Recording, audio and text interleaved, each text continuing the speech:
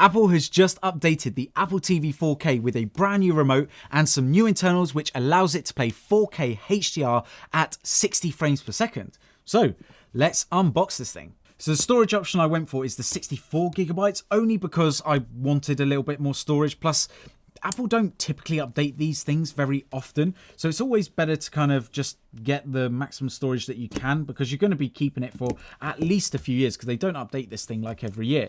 Now, are they going to be bringing out a new gaming version? I would like to think so, because the GPU in this thing is actually worse than the old model. Plus, the remote has no gaming capabilities really, because they removed the gyro and the accelerometer from the remote.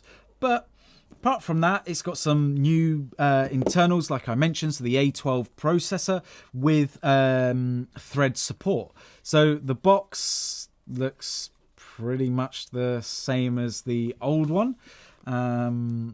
I mean, that's fine. There's nothing wrong with the old box at all. It doesn't look any different to me anyway. I should have grabbed the other one to compare it side by side, but anyway. And then let's remove that there. So again, if you've never owned an Apple TV, so basically there's some ventilation at the bottom with the Apple logo just over here. Then you've got the power cable, HDMI, and the Ethernet.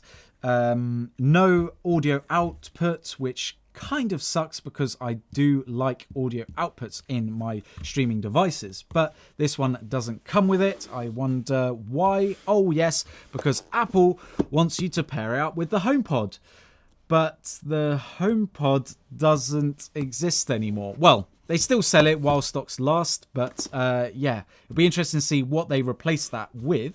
Now we've got the new Apple TV remote, and yeah, feels pretty good. It, weirdly enough, actually feels like the old Apple TV remote. So we got the Siri button just on the side over here. We've got the touch sensitive scroll wheel with the directions, and then the OK button in the center. We've now got a power off button, which is awesome.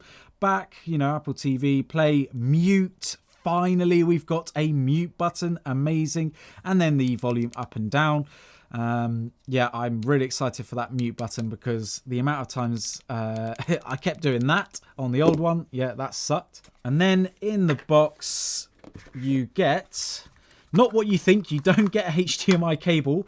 You actually get the power adapter, or well, power cable in this thing. So you get the power adapter. So this is just your normal C7, I believe, power adapter, and then yeah, just a normal black cable.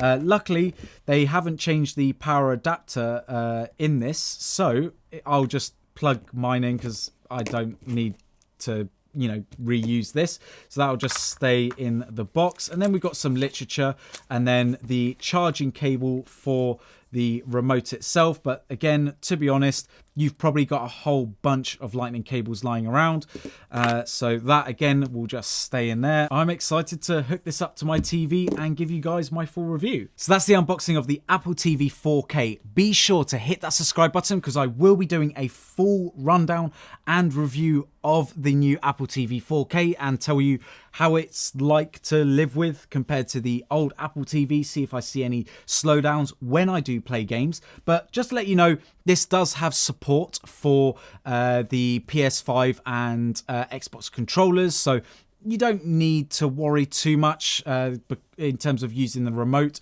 because you're not going to be able to use the remote like on the old one, because the old one used to have a gyro and you could actually use the remote if you wanted to play some quick gaming. Unfortunately, this doesn't have any of it, which kind of sucks, because I think adding the gyro wouldn't have been too hard, and unfortunately, again, they haven't included the U1 chip either in this thing.